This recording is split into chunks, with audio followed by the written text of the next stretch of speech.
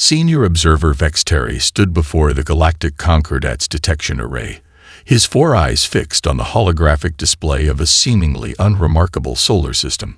His scaled fingers traced the path of the third planet's orbit, following the blue-green world as it circled its yellow star. Behind him, the detection chamber hummed with the voices of his fellow observers, their tones a mixture of dismissal and amusement. "Another primitive civilization," declared first speaker Kzoth, her crystalline form refracting light across the chamber walls. "They haven't even established a permanent presence on their moon." Vexteri remained silent, continuing his methodical analysis of the incoming data. Something about the radio emissions from this planet tickled at the edge of his consciousness. After 3 centuries of evaluating emerging civilizations, he had developed an instinct for anomalies. "The atmosphere is heavily polluted with carbon emissions," noted second speaker Ran, his gelatinous form rippling with what passed for laughter among his species. "They're still burning fossil fuels. Shall we categorize them as pre-industrial and move on?" The detection chamber's AI compiled its standard analysis, projecting a civilization development score above the hologram. The number was low, as expected, but Vexteri noticed a peculiar pattern in the submetrics. The human's technological advancement curve didn't follow any known model. "Wait," Vexteri said, his voice cutting through the chamber's ambient chatter. "Look at their communication patterns." He manipulated the hologram, isolating a strand of radio signals emanating from the planet. With precise gestures, he expanded the wavelength analysis. "These signals, they're not random. The humans are using quantum encryption." Primitive quantum encryption, yes, but they discovered it independently. The chamber fell silent. Kzoth floated closer to the display, her crystalline surface clouding with concern. "Impossible. Their energy signature shows no evidence of quantum computing capability." "Exactly." Vexteri's outer eyes narrowed while his inner pair focused on the data stream. "They've achieved quantum encryption without quantum computers. They're doing it through some other means we haven't identified." Rand's gelatinous form solidified slightly, a sign of agitation. "Perhaps our sensors are malfunctioning. This would not be the first time solar interference has led to misreadings." Vexteri ignored him, diving deeper into the analysis. The more he looked, the more anomalies he found. The humans' digital networks were crude, but demonstrated understanding of mathematical principles that most species didn't grasp until centuries after achieving spaceflight. Their primitive rockets shouldn't work as well as they did, yet they consistently reached orbit. Their climate models displayed an understanding of chaos theory that bordered on intuitive. "I will go," Vexteri announced, straightening to his full height. "This requires personal observation." "You?" Kzoth's crystalline form chimed with surprise. "Surely a junior assessment team would suffice." "No." Vexteri's scales shifted color, displaying his determination. "There's something about these humans that doesn't fit our models. Our standard protocols may miss crucial data." The chamber erupted in protests and counterarguments, but Vexteri had already made his decision. In 3 centuries of observation, he had never encountered a species that simultaneously appeared so primitive, yet demonstrated such sophisticated understanding in unexpected areas. As the chamber's AI began processing his mission request, Vexteri studied the hologram one final time. The planet spun slowly before him, its landmasses scared by cities, its oceans cluttered with vessels, its orbit littered with primitive satellites. By all standard metrics, humanity was barely worth noting in the Conquerors' vast database of emerging civilizations. But those quantum encryption signals haunted him.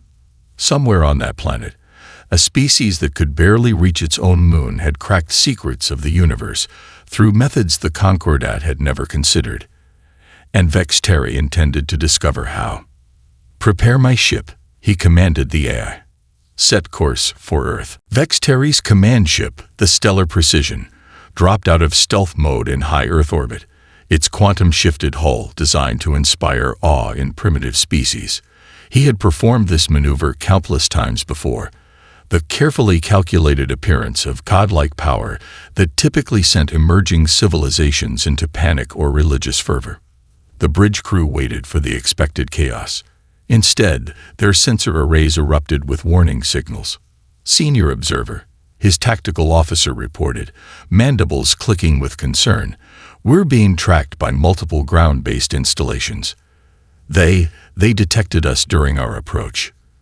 Vexteri's scales rippled with disbelief. "Impossible. Our stealth systems operate beyond the electromagnetic spectrum. Analyze their tracking methods." Before his crew could comply, a transmission cut through their communications array. The universal translator processed it instantly. "Unidentified vessel. This is Earth Combined Defense. We've been monitoring your deceleration for the past 20 minutes. Please maintain your current orbit and prepare for contact." The bridge fell silent. 20 minutes. They had been watching since before the stellar precision had even deactivated its quantum drive. Senior observer, his science officer called out, "They're using a primitive technology called radio astronomy, but they've networked thousands of receivers across their planet to achieve." She paused, double-checking her readings, resolution that rivals our quantum sensors. Vexteri felt his worldview shifting. The humans had achieved through brute force and creativity what the Concordat had accomplished with centuries of quantum technology advancement. A new alert sounded. "Launch detected from the surface," the tactical officer announced. "Single vessel, minimal weapons signature. They're requesting visual communication." The human ship appeared on their main display. It looked absurdly primitive. A cylindrical craft with chemical propulsion, and what appeared to be windows. Actual transparent windows in space. Vexteri would have laughed if he hadn't noticed the peculiar arrangements of panels along its hull. "Those patterns," he murmured, zooming the display. "They're not decorative. That's a metamaterial array." Before he could process this discovery, space itself seemed to shudder. A micro-meteoroid storm, nearly invisible to the naked eye, but potentially lethal to spacecraft, swept through their orbital position. "Shields," Vexteri commanded, but the stellar precision's defensive systems responded sluggishly to the sudden threat. Warning lights flashed across the bridge as dozens of impacts rattled the massive ship. The human vessel, however, didn't even alter its course. The meteoroid simply curved around it, deflected by those seemingly decorative hull panels. "This is Dr. Elena Martins of the Earth Diplomatic Corps." A new transmission cut through their confusion. "We notice you are having some trouble with your shields. Would you like us to extend our deflection field around your vessel?" Vexteri stared at the screen, now showing a human female with dark hair and eyes that seemed to sparkle with barely contained amusement. Behind her, the ship's bridge looked almost primitive, with physical controls and displays that should have been hopelessly outdated. That would be. He paused, his diplomatic training warring with his pride. Appreciated. The impact warnings ceased immediately as the human ship's deflection field enveloped them. Their sensors indicated it was operating on principles that should have been beyond Earth's technological level. "Perhaps," Dr. Martins suggested with a warm smile, "we could continue this conversation in person. Our ship is equipped with a universal docking array. We've analyzed your hull configuration and can adapt to your airlock specifications." Vexteri felt the last of his preconceptions crumbling. These humans had not only detected them, but had already analyzed their ship's design thoroughly enough to ensure compatible docking. "We would be honored," he replied, trying to maintain his diplomatic composure while his mind raced with questions. How had they developed such advanced metamaterials while still using chemical rockets? Why combine quantum-level technology with primitive manual controls? As the human ship maneuvered gracefully toward them, Vexteri realized he was no longer conducting a simple evaluation mission. He was about to encounter something entirely new in his centuries of experience, a species that might actually surprise him. The grand chamber of the Galactic Concordat buzzed with agitation. Holographic displays showed the unexpected first contact footage, replaying the moment when Earth's primitive vessel had protected the stellar precision from the meteoroid storm. The 7 ruling species representatives shifted uncomfortably in their environment control pods. "This is unprecedented," first speaker Kazoth chimed, her crystalline form vibrating with concern. Observer Vex Terry's report suggests they've developed technologies that bypass our established advancement patterns entirely. "They must be tested," second speaker Rand declared, his gelatinous form darkening. "Not just evaluated, challenged. We must understand the true extent of their capabilities." Vex Terry stood before the council, his scales a neutral gray as he maintained professional composure. "With respect, the humans have already demonstrated." "They have demonstrated nothing but clever tricks," third speaker Zix interrupted, her energy form pulsing with disdain. "Any species can stumble upon isolated innovations. We require proof of their comprehensive understanding." The council chamber's AI projected a new hologram, the quantum fold drive that had stumped Concordat scientists for generations. Its equations spiraled through the air, a dance of failed attempts and partial solutions that had consumed countless resources. "Very well," Vex Terry said, his outer eyes narrowing. "But I request to present this challenge personally." Hours later, Vex Terry's ship descended through Earth's atmosphere, landing at a designated facility in a region humans called California. Dr. Elena Martinez waited on the landing pad, accompanied by a small woman of Asian descent who radiated an intensity that made his scales prickle. "Senior observer," Elena greeted him warmly. "Allow me to introduce Dr. Sarah Chen, our leading quantum physicist." Sarah Chen didn't wait for formal introductions. "Your ship's quantum signature is fascinating. The fold variance in your drive matrix suggests you're using a Lorentz-adjacent framework, but the temporal stabilization seems unnecessarily complex." Vex Terry blinked all 4 eyes in succession. This human had casually observed and analyzed technology that should have been centuries beyond her comprehension. "Dr. Chen," he began carefully, "the Concordat has a challenge for Earth, a test of your species' capabilities." He gestured, and his ship's AI projected the quantum fold equations. Sarah's eyes lit up with interest, but not the awe he expected. She pulled out what appeared to be a paper napkin from her pocket and began sketching. "These patterns," she muttered, her pen flying across the napkin. "They remind me of something. Elena, remember that paper on fluid dynamics you showed me last week? The coffee cup simulation?" Elena leaned over the napkin. "You're right. The quantum fluctuations, they're behaving like turbulent flow in a liquid." Vex Terry watched in growing astonishment as the 2 humans began an rapid-fire exchange of ideas, connecting concepts that his civilization had always treated as entirely separate fields of study. Their primitive writing material was quickly covered with equations and diagrams that approached the problem from angles the Concordat had never considered. "Senior observer," Sarah looked up suddenly, her eyes bright with excitement. "Your quantum fold challenge. It's not actually about computational power, is it? It's about understanding how space-time flows." Vex Terry felt his scales shifting to deep blue, the color of profound surprise. In less than an hour, this human had identified the fundamental nature of a problem that had eluded the Concordat's finest minds for centuries. "The Council has given Earth 1 standard galactic year to solve this challenge," he stated formally, trying to maintain protocol despite his shock. Sarah was already pulling out her phone, a lockably primitive device by Concordat standards.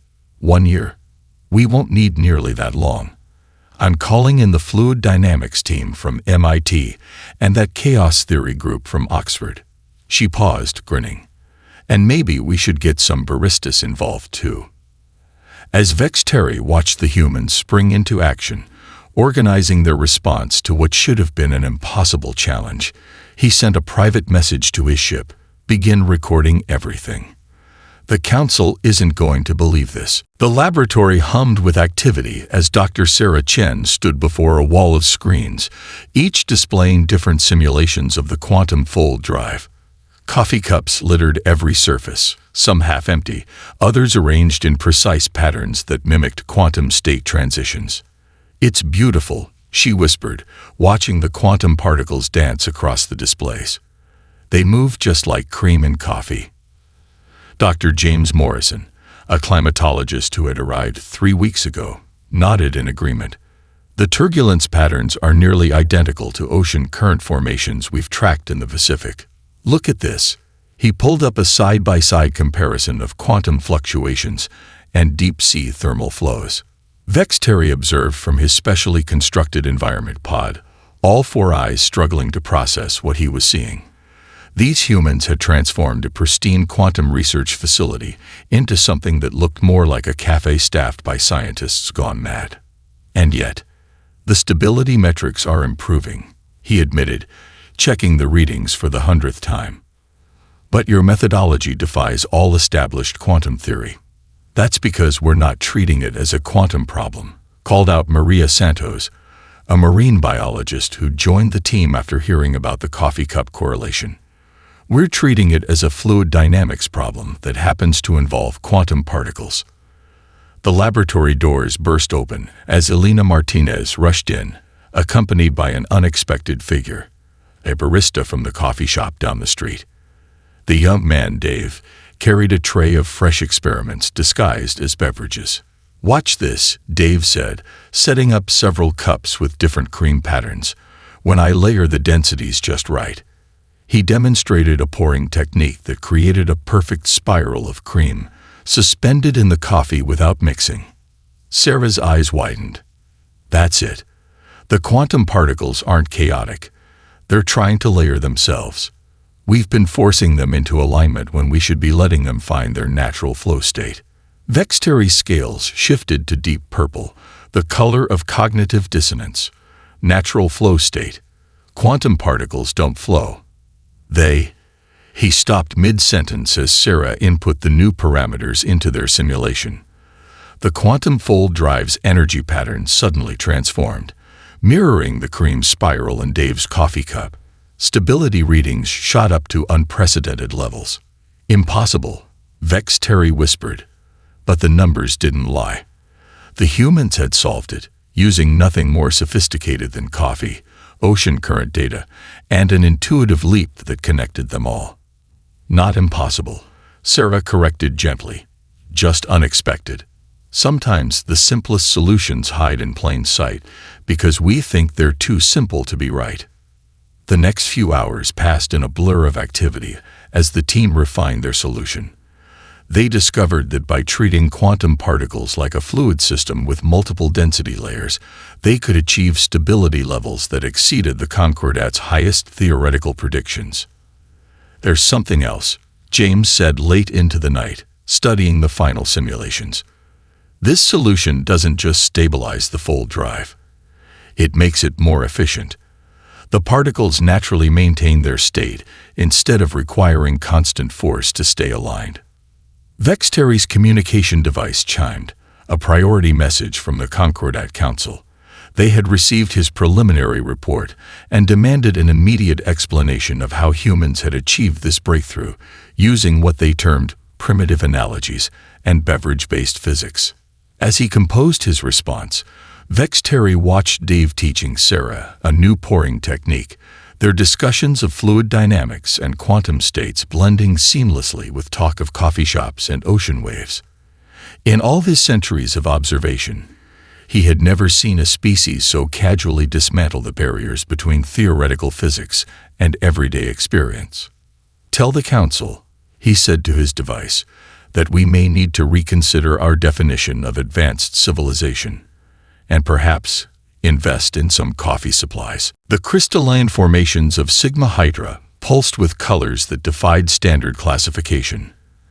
Dr. Maya Rodriguez, a deaf musician and xenolinguist, watched them through specialized cameras, her fingers moving unconsciously as if playing an invisible instrument. "They're not talking," she signed, her movements translated by an AI for Vex Terry's benefit. "They're singing." The Concordat's temporary research base on Earth had been transformed yet again. Gone were the coffee cups and fluid dynamics simulations, replaced by musical instruments, crystallography equipment, and what appeared to be a massive three-dimensional musical score floating in holographic space. Dr. Amit Patel, the team's leading gemologist, adjusted his spectral analyzer. The crystalline growth patterns match known harmonic progressions. Look at these molecular arrangements. They're following the same mathematical ratios as a perfect fifth in music. Vexteri's scales shifted between colors of confusion and dawning comprehension. For decades, the Concordat had approached the crystalline beings as a linguistic puzzle, trying to decode their patterns as a form of written language. But how can music be a language? He asked, watching Maya study the latest crystal formation patterns. Maya smiled, her hands dancing through the air. Music was humanity's first universal language. Before words, before writing, we had rhythm and tone. When I lost my hearing, I didn't lose music. I just experienced it differently, through vibration and visual patterns. She approached the primary communication crystal, its surface shimmering with untranslated messages. Instead of scanning it with traditional sensors, she placed her hand directly on its surface. The harmonics. She signed excitedly with her free hand. They're using crystalline resonance to create counterpoint melodies. It's not just single messages. It's an entire symphony of meaning.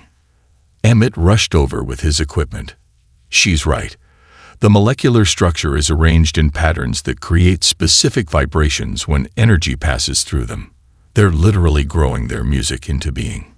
The breakthrough came 3 days later. Maya had assembled a small orchestra of both traditional and crystalline instruments. Each played not for their sound but for their vibrational patterns. She conducted them through a piece she had composed based on the crystalline being's growth patterns. The communication crystal in the center of the room began to pulse with unprecedented intensity. New formations sprouted from its surface, growing in perfect synchronization with the music. They're responding. Amit called out, his instruments capturing every detail of the crystal's growth. The molecular patterns. They're matching our harmonics but adding their own variations. It's like they're improvising with us. Vexteri watched in astonishment as human and crystalline music interwove. The patterns being formed weren't just communication. They were art, science, and cultural exchange all at once. The crystal was growing into shapes that his species had never seen in centuries of study, each formation a response to the human music. Maya stopped conducting, her eyes filled with tears of joy. The crystal's final formation captured the last notes of her composition, but transformed them into something new, a bridge between species built on the foundation of pure musical mathematics. Did we do it? She signed, looking at the readings. Did we establish communication? Vexteri checked his instruments repeatedly, his scales now a bright shade of amazement. You didn't just establish communication. You created a whole new form of it. The crystalline beings are already transmitting copies of this interaction across their network. They're trying to teach their children to sing with humans. The Concordat's urgent message arrived moments later, demanding to know how humanity had succeeded where their finest linguists had failed. Vexteri looked at Maya, still conducting small adjustments to the crystal's harmonic response, and at Amit, mapping the mathematical beauty of the crystalline music. Tell them, he said to his communication device, that humans didn't succeed because they tried to make the crystals speak their language. They succeeded because they learned to sing in the crystal's own voice. The holographic representation of star Inennis 177 filled the conference room at NASA's Jet Propulsion Laboratory, its unstable core pulsing with threatening bursts of energy. Around the table sat what Vexteri considered the most improbable team ever assembled to prevent a supernova. So basically, it's like a really big game of Jenga, said Alex Turner, a video game designer who's specializing in spatial physics engines. She manipulated the hologram with gestures learned from years of game development.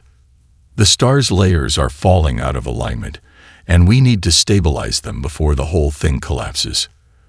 Dr. Rajesh Kumar, the team's lead entomologist, nodded enthusiastically. Exactly. The stellar plasma flows remind me of army ant behavior during bridge formation. They create living structures that can adapt to changing conditions. Vexteri's scales flickered with skepticism. This is not a game or an insect colony.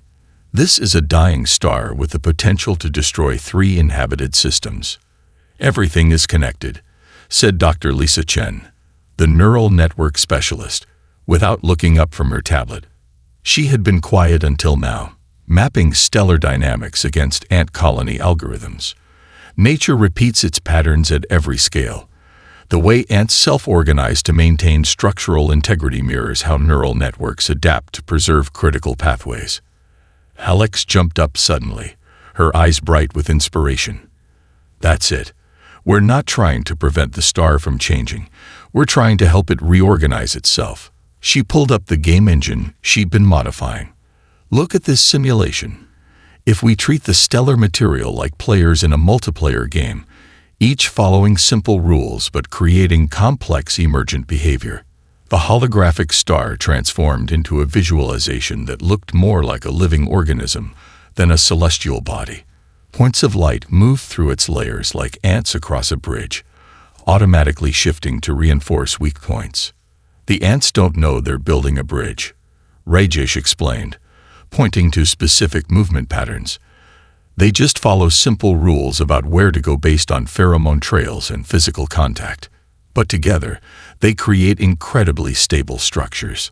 Lisa's neural network algorithms began integrating with Alex's game physics engine, creating a predictive model of stellar behavior based on swarm intelligence principles.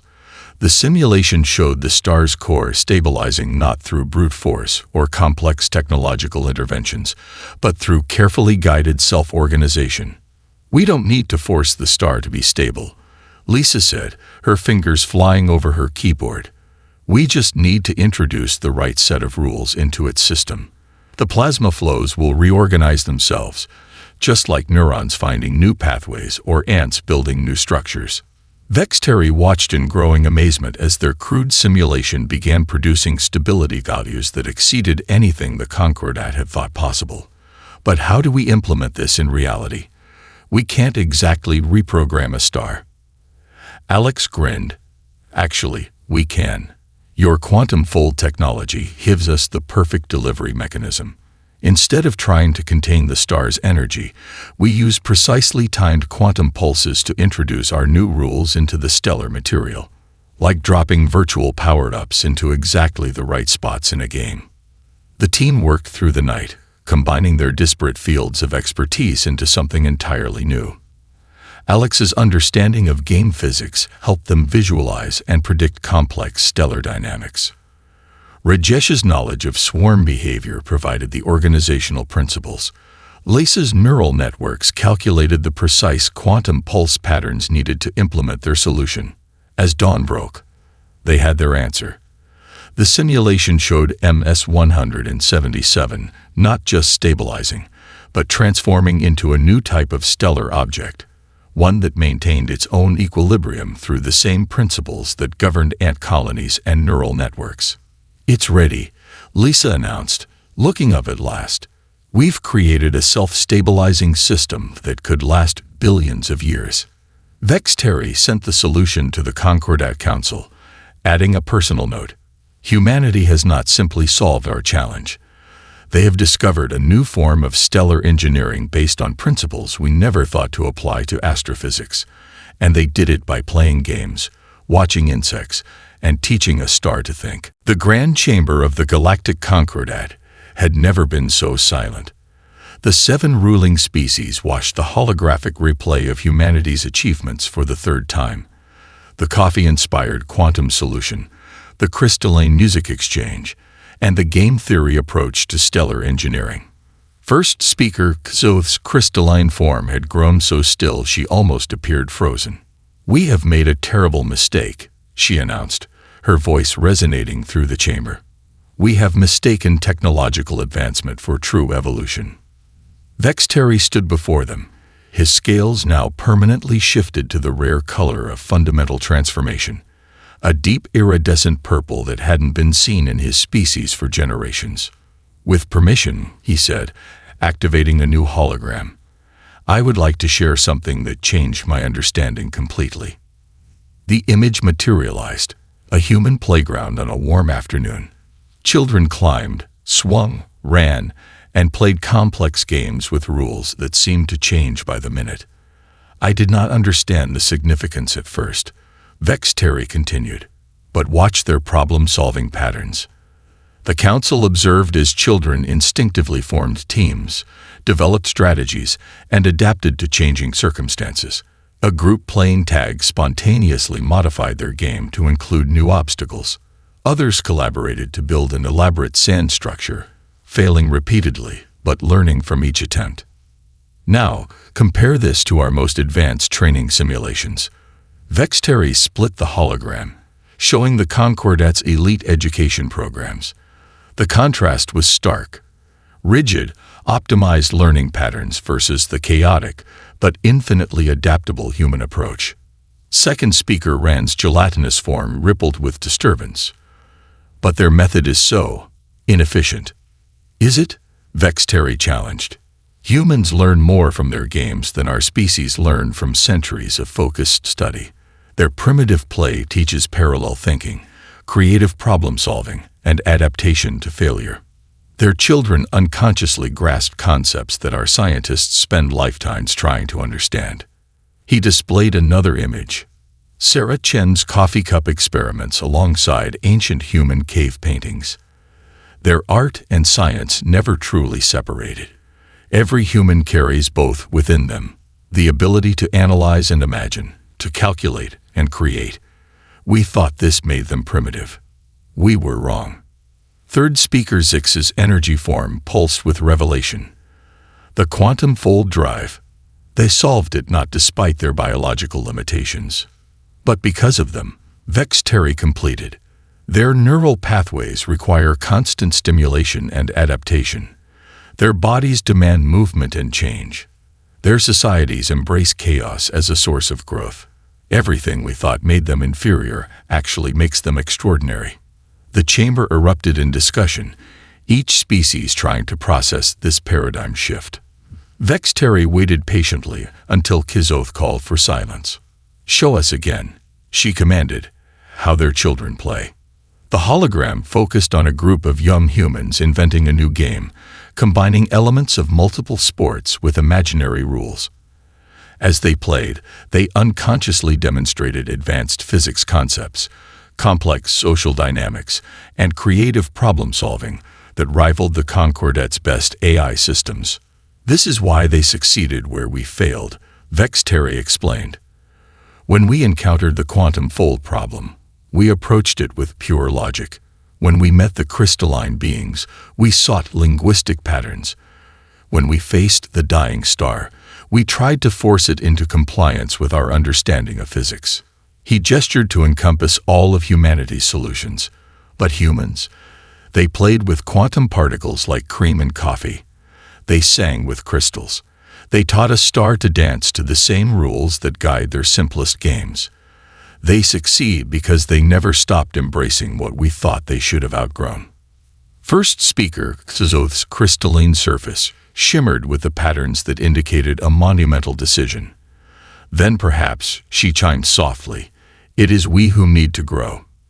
Perhaps it is time for the Concordat to learn how to play." 6 months after the Concordat's revelation, the Harvard University campus hummed with an energy unlike any in human history. Crystalline beings refracted sunlight through the quad while studying art history. Gelatinous forms participated in dance classes, their bodies moving in ways their species had never attempted before. Even the energy beings had enrolled in literature courses, fascinated by humanity's ability to transform abstract thoughts into emotional experiences.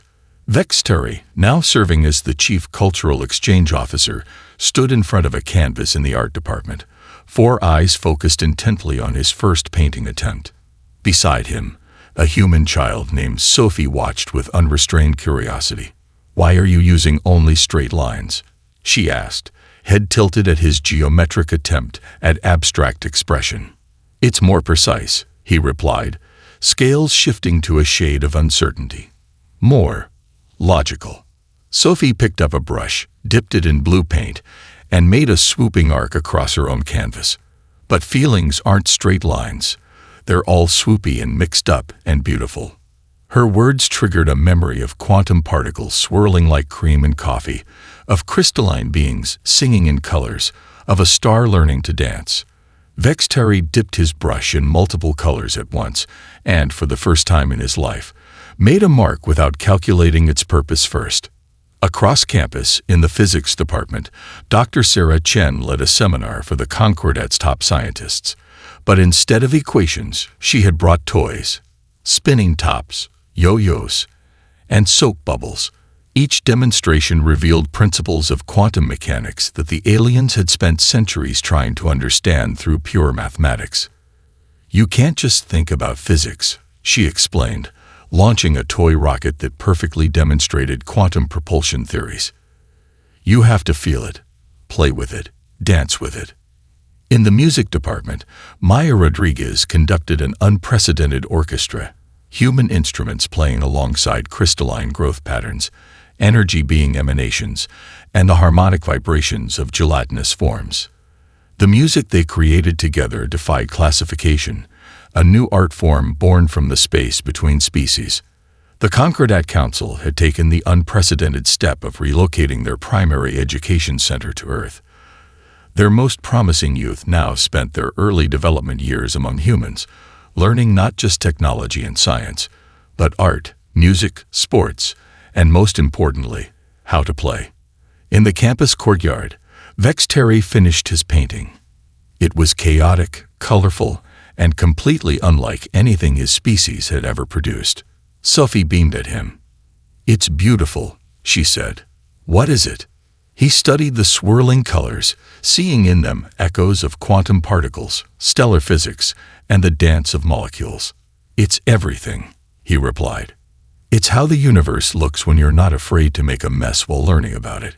A notification chimed. The latest reports from across the galaxy. The quantum fold technology, reimagined through human intuition, had revolutionized space travel. The crystalline being's music had sparked a cultural renaissance that crossed species boundaries. The star MS-177, stabilized through game theory and swarm intelligence, had become a living laboratory for a new kind of astrophysics. But more importantly, the Conquerors itself was changing. Its member species were rediscovering parts of themselves they had sacrificed in their pursuit of pure technological advancement. They were learning to value not just what could be measured and calculated, but what could be felt and imagined. Vexteri's scales shifted to a new color, one that had begun appearing among his people since their contact with humanity, the iridescent shine of joy in discovery. He picked up his painting, still wet and wonderfully imperfect. "Where are you going to put it?"